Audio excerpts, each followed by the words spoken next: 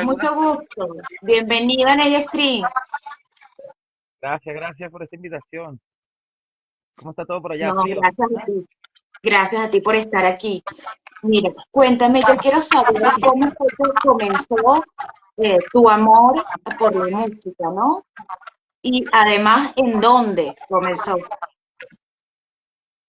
Bueno, yo creo que desde muy pequeño, con mis padres, ellos coleccionaban discos en Venezuela.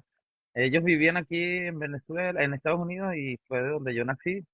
Mi papá estudiaba en Denver y estaba casado con mi mamá y bueno, me tuvieron acá. Después, por muchas razones, vamos a hablar mal de este país que es el momento. Por muchas razones de racismo, mi mamá se regresó a Venezuela porque no aguantó estar acá y que prefería estar con su mamá y ayudando a mi tía que es epiléptica y decidió regresarse a Venezuela mientras mi papá seguía estudiando aquí y hasta que se graduó. Yo me quedé con mi papá acá para, creo que fue, bueno, para mantener el inglés y para mi papá que estaba solo. Y Claro. después, como a los 3 años, fuimos a Venezuela. Y yo creo que desde entonces ya, desde esa época me quedé allá. Y bueno, mi papá siempre coleccionaba discos, mi mamá también. A mi mamá le encantan los discos de música venezolana. A mi papá le encanta el merengue, lo que era la salsa, las rancheras y todo eso. Y siempre, cada vez que íbamos a comprar un disco, yo lo acompañaba, me compraba un disco, él se compraba sus discos y así empezó esa, como decir, ese amor por la música, pues. Claro. Y bueno, siempre tuve una guitarra en el cuarto, se la regaló un amigo de mi mamá. Creo que me la regaló a mí de intercambio de regalo del trabajo de mi mamá, algo así. Y bueno, con los años la tuve ahí viéndola. Ya de adolescente ya empezaba a ver bandas y músicas por MTV. En el colegio nos compartíamos CDs, partituras para tocar guitarra en el recreo de tales bandas como Nirvana, Metallica, cosas así. Y bueno, así poco a Bien. poco fue el amor. Y a finales de los 90 empezó esta ola aquí, esa ola ya en Venezuela de música electrónica, creo que todo el mundo, a mediados de los 90 y empezamos a ir a fiestas raves y esas movidas, aparte de los toques que ya uno veía en los locales nocturnos en Caracas. Yo era de uno de esos que practicaba la cédula para poder ir a ver los toques, siendo menor Claro. de edad. Y no es que la falsificaba, sino casualmente tenía un amigo de un amigo del colegio que nacía el mismo día que yo. Y él tenía una cédula vencida y me la dio a mí para poder yo entrar. Era como 3 años mayor que yo y con eso podía yo entrar a las discotecas. Y como tenía cara de pelado, no parecía más o menos a mí algo. Y Bien. bueno, así fue yo observando las bandas y enamorándome de la movida, de los toques, cómo hacían, se movían de aquí para allá, iban a otro local y se presentaban, después iban a un parque y se presentaban.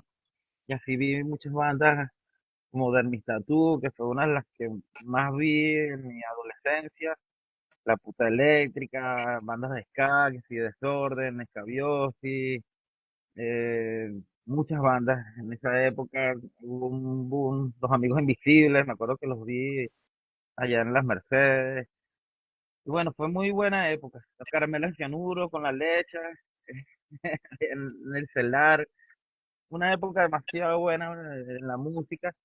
Hasta que, bueno, yo me gradué de música de bachillerato y decidí estudiar ingeniería sonido. Me gradué en el 2000 y ya como por el 99 me metí en el Conservatorio José Ángel Lamas allá en Caracas a estudiar música y estudié un año y lo interrumpí en el 2000 porque me fui para Estados Unidos a ver si lo lograba aquí, pues. Y tenía un primo que vivía en Washington, Virginia, cerca de Washington, la capital, y ahí estuve como un año y pico y empezaron los ataques del 11 de septiembre con los aviones en el Pentágono y en Nueva York. Yo estaba trabajando cerca del Pentágono cuando pasó eso. Eso fue muy, muy chocante, muy fuerte. Después de eso yo me regresé a Venezuela y continué mis estudios de música en el 2002 en el conservatorio hasta el 2015 Y bueno, durante esa época experimenté estudiar guitarra, percusión, canto, piano, composición en el conservatorio y fue muy buena experiencia. Di clases también. A partir del 2007, que nació mi hija, empecé a dar clases y ya mi hija tiene 18 años. Grande, claro. Sí, el tiempo pasa rápido. Tengo otra hija en Sí. Perú, tiene ya 10 también, va a cumplir 10 en agosto Wow. y aquí estamos cosechando. ¿Qué fue lo más difícil qué es lo más difícil de estar allí, de vivir en Los Ángeles, conociendo ya Venezuela? Más difícil, actualmente tengo 10 años en Estados Unidos desde que vine de Venezuela y lo más difícil fue dejar la familia, salir de la zona de confort, como lo fue por muchos años, vivir en mi casa con mis padres allá en Caracas y, y liberarme aquí en Estados Unidos fue una experiencia, yo diría que un 80% agradable y el otro por ciento pasando rochas muy fuertes, pero necesarias para aprender, necesarias para evolucionar como persona, como músico, como padre, como hijo. Todavía estoy aprendiendo muchas cosas que quisiera desarrollar como padre y y como hijo y como la familia. Eh, Sobre todo el desapego a tener a alguien, a las amistades. Yo llegué acá a casa de un amigo y lamentablemente me tuve que salir desde su casa a la semana y porque él tenía muchos rollos con su pareja y no podía vivir con ellos en esa situación. Y Claro. nada, fue una aventura estar en la calle, durmiendo con sleeping bags en iglesias, en parques. Gracias a Dios me llevé la guitarra y un amplificador chiquito y ese fue mi primer trabajo. Yo me fui al Boulevard del California y ahí empecé a tocar y me impresionó cómo la gente me daba tips y dinero y ropa, comida. Fue impresionante. Con eso pude viajar y vi a mi hija en Panamá, estaba en Panamá en ese momento, la mayor, y hubieron muchos momentos especiales también. Conocí una banda, pude tocar con ellas guitarra y era una banda ya establecida en Los Ángeles, local, se llama Pongoni, que aún siguen tocando. Y con ellos toqué como desde el 2015 hasta el 2019 y toqué en muchos bares y locales con ellos. Íbamos a hacer un tour una vez y el carro se nos quemó saliendo de Los Ángeles. Y fue un tour frustrado. Íbamos a ir a Arizona, a Texas y nos pasó eso. El carro se empezó a incendiar saliendo de Los Ángeles y como en Los Ángeles hay mucho tráfico, nada, tuvimos que salir del carro. Gracias a Dios los instrumentos estaban en la maleta y se estaba quemando la puerta del frente y con eso sacamos rápido las cosas y el carro se quemó.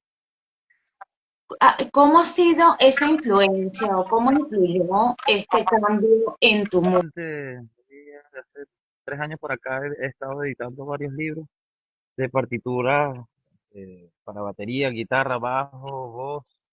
Y eso era una idea que tenía desde hace mucho tiempo, que yo en Venezuela empecé a desarrollar partituras, mis temas, en el siglo, en la década del 2010, por ahí. Toda esa década del 10 fue cuando ya empecé a escribir mis temas con notación musical, como es, porque antes las hacía más como de oído, que bueno, este acorde me gusta más y todo eso.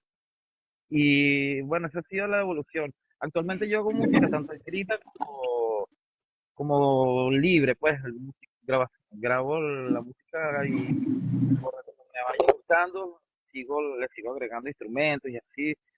Y tengo esas dos formas de componer y grabar, que es a papel y lápiz, con la computadora o directamente ya grabando como salga, como fluya la voz, sin mucho Perfecto. estrés. Quiero que me cuentes qué es lo que significa o de qué trata el tema de enfoque fracturado. Enfoque Fractura, bueno, es un tema, ese álbum es de música electrónica, que está en un álbum que se llama Battle of for Human Attention. algo así. Y el álbum en sí es como una crítica a todas las cosas que estamos viviendo como posmodernidad aquí planeta Tierra con el celular, con la información sobre los celulares, que si los fake news, la adicción de la gente al celular todo el día, de que uno invierte más horas de vida chequeando el celular que de lo que hacía antes fuera del celular.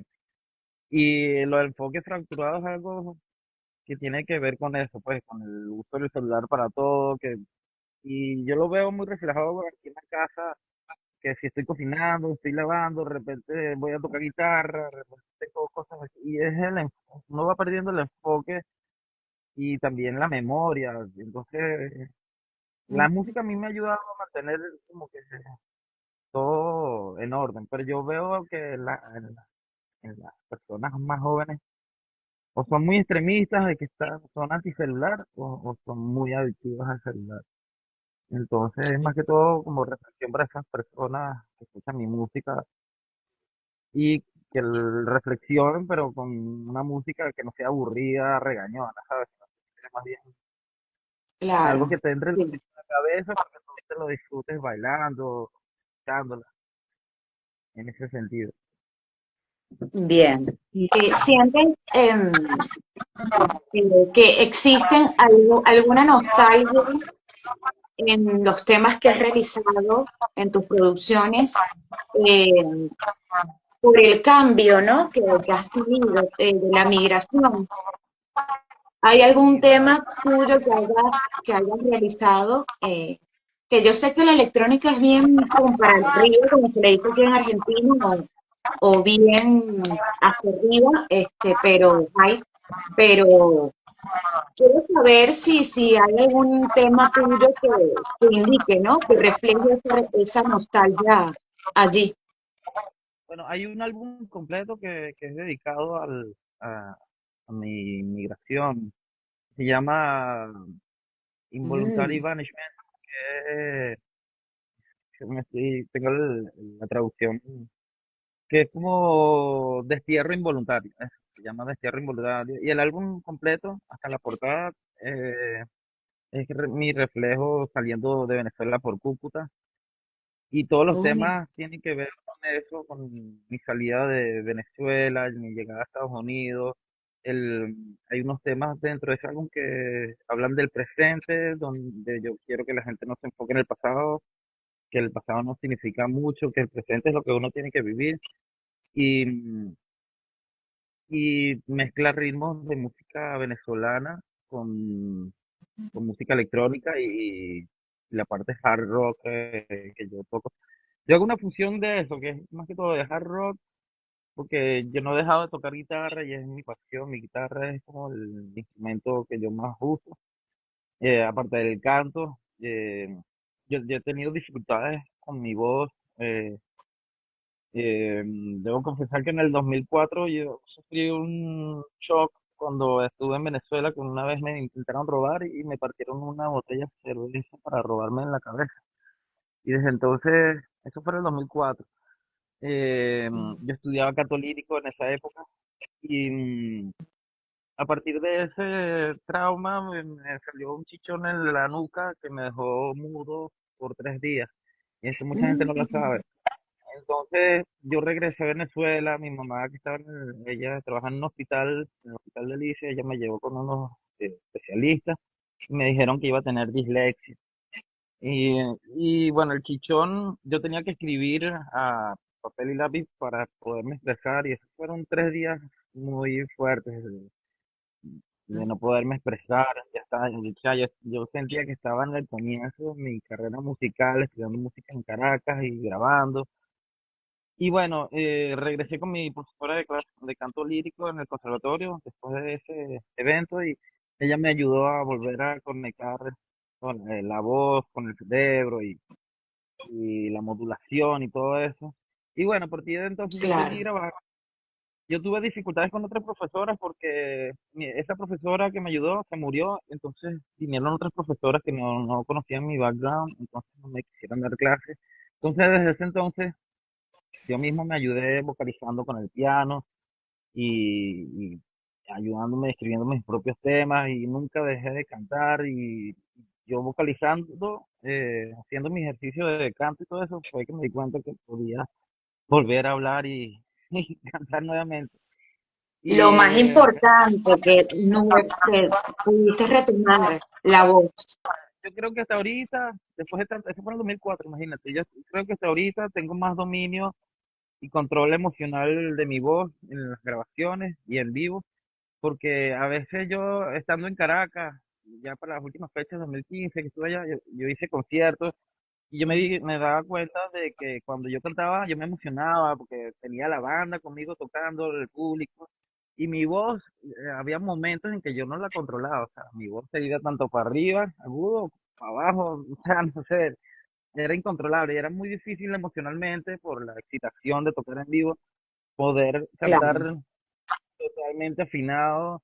No sé, era una cuestión que no controlaba, pero desde que llegué aquí, tocando con otras bandas, haciendo como el backing vocal, o sea, que son los coros, fue como que volví otra vez a agarrar los tonos y todo eso con guitarra y hasta ahora yo no dejo de estudiar y escribir, siempre estoy haciendo ejercicio. Tengo más control mental de lo que es la afinación junto con la guitarra. Por eso que ahorita hago temas tanto escritos como más al libitum, que son como más libres a la hora de ejecutarlos en vivo.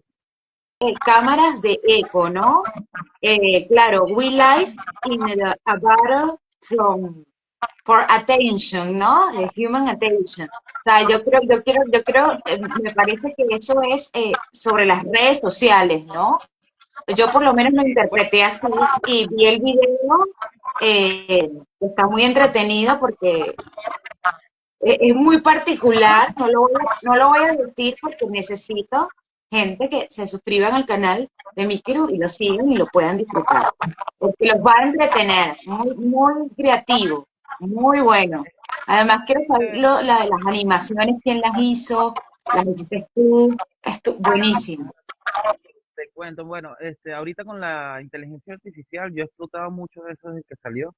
Y ese álbum lo hice por pedacitos, usando diferentes programas de animación por texto, creando imágenes y videos. Y bueno, el video trata de una rave en una cámara de ecos, que son las echo chambers, que son donde se hacen las fiestas aquí, donde puedes hacer las fiestas y el ruido se mantiene ahí. Y en ese video sale Trump, sale Elon Musk, y la idea era de que ellos fueran a la fiesta y fueran pateados por el seguridad de la discoteca. Y finalmente, no sé si es que por el que la IA no permite cosas políticas de violencia, lo que hicieron fue que Trump y Musk como que salieran volados de la cámara de ecos de alguna manera, cosa que no se interpreta mucho como si lo estuvieran sacando a patadas de la discoteca, pero esa era la intención. Y después la intención era seguir el video ya con la rumba y con una unión pacífica en fiesta al amanecer, todos al final. Y bueno, eso sí más o menos se creó que fue como la unión de todas las banderas al final de la fiesta, en el amanecer de las fiestas. Y es más que todo para ese álbum, como es electrónico, quería hacerlo para poder desarrollar al máximo las cosas que había hecho electrónicamente antes, pero con un mejor sonido y mejores técnicas de grabación que tengo ahorita, gracias a Dios. Ese ha sido también otro proceso que ha cambiado mucho durante mi vida, porque en Venezuela tenía una computadora, otra interfaz, otros instrumentos, y aquí vine y el primer álbum que hice llegando acá a Estados Unidos se llamaba Decisiones Difíciles. Y eso lo hice con una mini laptop que me regaló un amigo, el cual conocí a través de otra muchacha tocando en la calle, y ella me invitó a ser su roommate en el cuarto. Este álbum, Decisiones Difíciles, lo hice en una computadora que este muchacho me regaló. Y era una laptop muy chiquita, así como, y ahí le metí el programa que tenía de grabación. Y yo grababa en la calle, me compré un carro y dormía en el carro y grababa el álbum, las voces, la guitarra desde el carro. En una vez pude ir a Costa Rica y también continué grabando en Costa Rica por 3 meses las guitarras, después regresé otra vez a Estados Unidos y terminé las voces.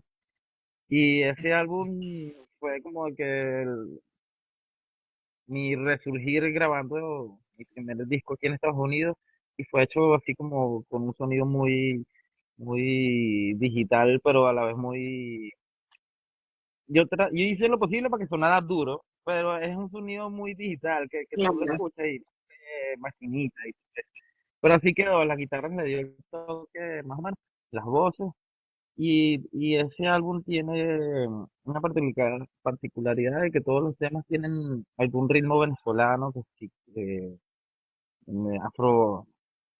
afro, ritmos afro-venezolanos, tiene joropo, pero con sonidos distorsionados de batería electrónica. Poco ya me he comprado nuevos, mejores equipos, mejores micrófonos, mejores guitarras, y yo creo que hasta la actualidad tengo un mejor sonido. Ahorita estoy trabajando para tener un buen sonido en la batería acústica y grabar yo mismo las propias baterías de los temas y eso me, me contenta porque ahorita las grabaciones que estoy haciendo suenan más profesionales y eso me estimula más creativamente a grabar y bueno, yo nunca he tenido un productor atrás, nunca he tenido alguien que me diga, mira, haz esto, haz aquello.